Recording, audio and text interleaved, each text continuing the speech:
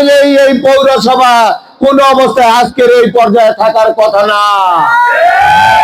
সাভার পৌরসভার সমসাময়িক পৌরসভা অনেক জায়গা অনেক সিটি কর্পোরেশনের সাথে সম্পৃক্ত হয়ে গেছে। আমরা সেই 30 বছর আগে যে রাস্তাঘাট ছিল, যে এরকম অবকাঠামো ছিল, সেই অবস্থায় বইরা রয়েছি। শুধু এরা সব মেজার টাকা আসছে, আপনাদের ট্যাক্সের টাকার অপব্যবহার করে 100 টাকার কাজ 30-40 টাকা খরচ করে বাদ বাকি টাকা পকেটে ঢুকাইছে। ওনার নতুন রাস্তাঘাট করে নাই। একের পর এক বিল বইরা খাল বইরা নতুন নতুন এলাকা হইতেছে। এই সব কথা তারা কেউ চিন্তা করে নাই। আপনার পূর্বের কথা বাদি দিলাম, কিছুদিন আগে যে মেয়র চলে গেল, তিনি তো সমস্যাটা এই পর্যায়ে দেখছিলেন, তিনি দেখছেন না? তার মাথায় কেন আসলো না যে এই সাভার পৌরসভা এভাবে রাখা যাবে না? আপনি 50 বছর পরের কথা বাদ দেন, আগামী 20 বছর পরের কথা চিন্তা করেন। আজকে 20 বছর পেছনে তাকাইলে কয়জন লোক ছিল সাভারে, আর বর্তমানে কত লোক?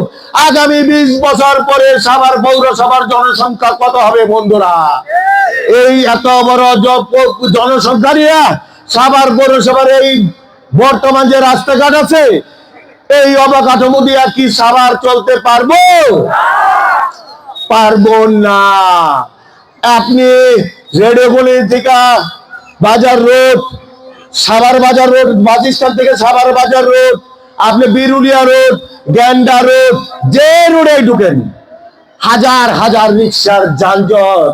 আপনি একজন ঘরে অসুস্থ মা বোন আছে, নিয়ে ঘর থেকে বেরোয় আপনি সময় মতো হাসপাতালে যাওয়ার আগে রাস্তায় মারা যাওয়ার সম্ভাবনা আছে।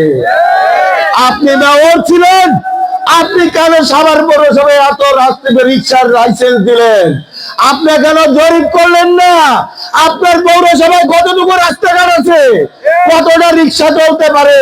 জনসংখ্যা এবং সবকিছু বিবেচনায় নিয়ে, রাস্তাঘাট যদি বিবেচনায় নিয়ে আমরা যদি যারা এই পাবলিক ট্রান্সপোর্ট বিষয়ে অভিজ্ঞ বিশেষজ্ঞ তাদের নিয়োগ দিতাম, তারা জরিপ করে যদি আমাদের পৌরসভা দিত, তাইলে যদি ওই পরিমাণ রিক্সা সাভারের লাইসেন্স দিত, তাহলে কি আজকের যানজট থাকার কথা? আপনি দলীয় কর্মী গো, টাকা নিছেন আর রিক্সার লাইসেন্স দিয়ে দিচ্ছেন, তারা সাভার রিক্সার শহর বানায় ফেলা দিচ্ছেন কেন ভাই?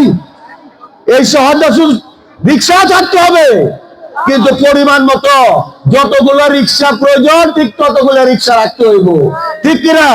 আপনি রাস্তাঘাট বাড়াইলেন না, রাস্তাঘাট বড় করলেন না, খালি রিক্সার লাইসেন্স দিচ্ছেন আর পৌরসভা রিক্সার শহর বানায় ফেলাই দিচ্ছেন। একটা ট্রাক ঢুকলে একটা রিক্সা সাইড দিতে পারে না, একটা প্রাইভেট কার ঢুকলে একটা মোটরসাইকেল সাইডও না।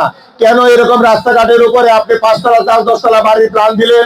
আপনি কেন বসলেন না সাভারের মানুষটিয়া যে এখানে যে রাস্তা টিপা জমা ছিল, আপনি কেন বসলেন না? বসে এখানে তাদেরকে বললেন না যে এই সমস্যার সমাধান করেন, ভবিষ্যৎ পরিকল্পনা করবেন? আপনার 5 তলা বাড়ি যতদিন আপনি থাকবেন এর মধ্যে আপনি ঘর থেকে বেরোয়ার মতো অবস্থা থাকবো না। কাজেই আপনারা পরিকল্পিত হবে রাস্তাগুলা বড় করে দেন, আপনাকে বিল্ডিং এ আমি পারমিশন দিয়ে দিই।